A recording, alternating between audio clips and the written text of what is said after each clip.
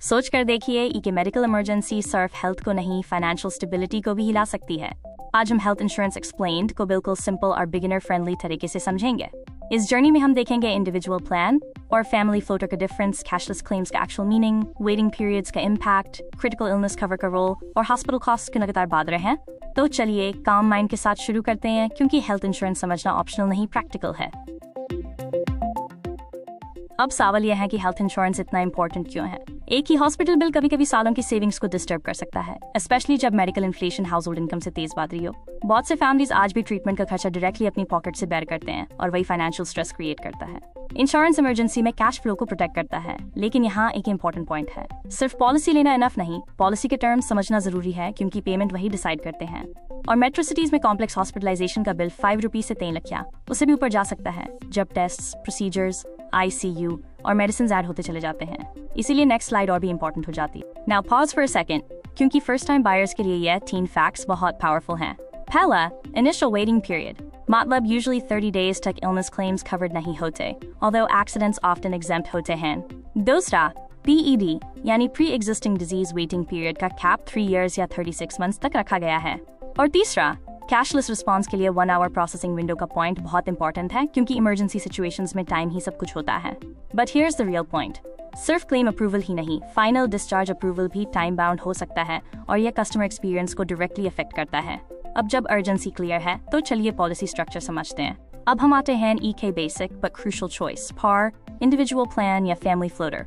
Individual plan में हर person के लिए सेपरेट सम इंश्योर्ड होता है, तो अगर किसी EK मेंबर को हायर कवर चाहिए या ओल्डर पेरेंट्स या क्रॉनिक कंडीशन का केस हो, तो ये यूजफुल हो सकता है। इसमें प्रीमियम भी पर्सन स्पेसिफिक होता है, मतलब प्रोटेक्शन पर्सनलाइज्ड होती है। फैमिली फ्लोटर में EK सिंगल शेयर्ड सम इंश्योर्ड होता है, जो पूरी फैमिली यूज करती है, और यह यंग फैमिलीज के लिए काफी कॉस्ट इफेक्टिव हो सकता है। लेकिन यहाँ रिस्क भी है, अगर EK बड़ा क्लेम आ गया तो शेयर्ड पूल का सिग्निफिकेंट हिस्सा यूज हो सकता है। Think about it like separate wallets versus one shared family wallet. अब सवाल ये नहीं है कि कौन सा प्लान पॉपुलर है, सवाल ये है कि आपके लिए कौन सा स्ट्रक्चर सही है। अगर फैमिली यंग है, क्लेम्स इनफ्रीक्वेंट है और बजट EK मेजर फैक्टर है, तो फ्लोटर प्रैक्टिकल चॉइस हो सकता है। लेकिन अगर एज गैप्स वाइड हैं, हेल्थ रिस्क्स अलग अलग हैं, या पेरेंट्स को लार्जर प्रोटेक्शन चाहिए, तो इंडिविजुअल स्ट्रक्चर ज्यादा सेंसिबल हो जाता है। और कई केसेस में हाइब्रिड अप्रोच भी स्ट्रॉन्ग ऑप्शन होती है, स्पाउस और किड्स के लिए फ्लोटर, पेरेंट्स के लिए सेपरेट प्लान्स। अब यहाँ EK डिस्कशन पॉइंट बहुत मीनिंगफुल है। अगर EK ही मेंबर साल में 2 बार हॉस्पिटलाइज्ड हो जाए, तो क्या शेयर्ड फैमिली पूल अब भी इनफ लगेगा? यह स्लाइड हमें याद दिलाती है कि कवर का स्ट्रक्चर सिर्फ प्रीमियम का डिसीजन नहीं, रिस्क शेयरिंग का डिसीजन है। चलिए अब कैशलेस हॉस्पिटलाइजेशन को सिंपल लैंग्वेज में समझते हैं। कैशलेस का मतलब यह होता है कि हॉस्पिटल इंश्योरर या TPA को प्री ऑथराइजेशन भेजता है, फिर इंश्योरर पॉलिसी कवरेज और एडमिसिबल एक्सपेंसेस चेक करता है। जो अप्रूव्ड अमाउंट होता है वो डायरेक्टली हॉस्पिटल के साथ सेटल किया जाता है। लेकिन, और यह बहुत इंपॉर्टेंट है, आपको नॉन कवर्ड आइटम्स या डिडक्टिबल्स अपनी तरफ से पे करने पड़ सकते हैं। इस प्रोसेस को स्मूथ बनाने के लिए कुछ चीजें रेडी रखनी चाहिए: health card, ID proof, policy details, doctor advice और hospital desk contact. Network hospital इस जर्नी को ईजियर बना देता है, but approval still policy terms पर डिपेंड करता है। तो कैशलेस कन्वीनियंट है, बट ऑटोमेटिक फुल पेमेंट नहीं। अब फ्लैट इस प्रोसेस को स्टेप बाय स्टेप देखते हैं, ताकि पिक्चर बिल्कुल क्लियर हो जाए। स्टेप 1, नेटवर्क हॉस्पिटल चूज कीजिए और कंफर्म कीजिए कि USKA डेस्क आपके इंश्योरर या TPA को हैंडल करता है। स्टेप 2, रिक्वायर्ड डॉक्यूमेंट्स सबमिट होते हैं और hospital complete pre authorization request भेजता है। स्टेप 3, अप्रूवल ट्रैक होता है, and this is where it gets interesting. Recent rules के हिसाब से डिसीजन 1 आवर के अंदर एक्सपेक्टेड हो सकता है। स्टेप 4, डिस्चार्ज के टाइम जो एक्सक्लूजन्स, कंज्यूमेबल्स या रूम अपग्रेड डिफरेंसेस हैं, उनका सेटलमेंट होता है। So basically cashless EK straight line नहीं, EK मैनेज्ड फ्लो है, from admission desk to insurer to discharge desk. और इसी अंडरस्टैंडिंग के बाद वेटिंग पीरियड्स और क्रिटिकल इलनेस कवर का रोल और क्लियरली समझ आता है।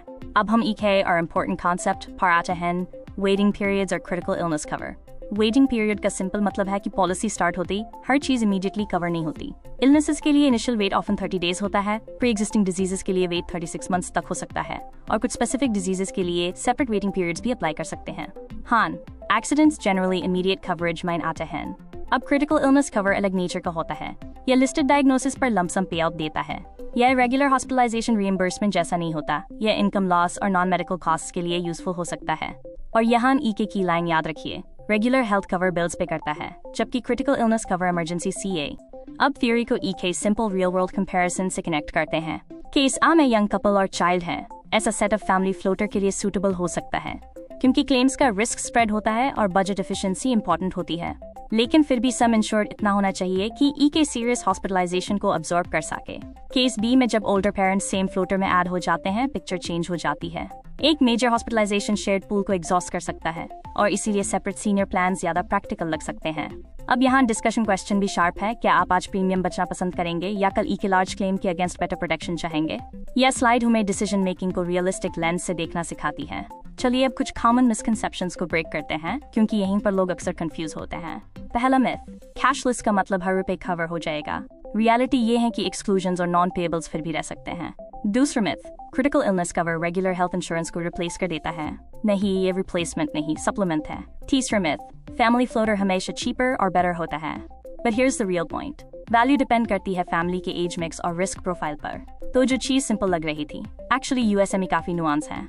अब तक हमने कॉन्सेप्ट समझे, तो अब उन्हें एक्शन में कन्वर्ट करते हैं। यह 5 स्टेप बायर चेकलिस्ट बहुत प्रैक्टिकल है। सबसे पहले अपने सिटी के मेडिकल कॉस्ट एस्टिमेट कीजिए, क्योंकि कवर अमाउंट वही से मीनिंगफुल बनता है। फिर डिसाइड कीजिए कि फ्लोटर सही है, इंडिविजुअल बेटर है या दोनों का मिक्स चाहिए। उसके बाद वेटिंग पीरियड्स और एक्सक्लूजन्स को ध्यान से चेक कीजिए, near by network hospitals verify कीजिए, और अगर इनकम रिस्क कंसर्न है तो क्रिटिकल इलनेस कवर ऐड करने पर सोचिए। लोग इंश्योरेंस बाइंग टैब स्मार्ट बनती है जब आप प्रोडक्ट में कंप्लीट प्रोटेक्शन सिस्टम इवैल्यूएट करते हैं। अब थोड़ा आगे देखें, हेल्थ इंश्योरेंस किस डायरेक्शन में जा रहा है। पहला ट्रेंड है फास्टर क्लेम्स, जहां time bound approvals, discharge delays और स्ट्रेस दोनों को रिड्यूस कर सकते हैं। दूसरा ट्रेंड है मोर पोर्टेबिलिटी, क्योंकि कंज्यूमर्स अब सिर्फ प्रीमियम नहीं, सर्विस क्वालिटी भी कंपेयर कर रहे हैं। और तीसरा ट्रेंड है स्मार्टर कवर्स, जहां राइडर्स और डिजीज स्पेसिफिक प्लान्स और ज्यादा टारगेटेड हो सकते हैं। So picture gradually customer centric होती दिख रही है, और यह फ्यूचर आउटलुक हमें रेडी करता है। ई के सिंपल सवाल के लिए हम आज क्या कर सकते हैं?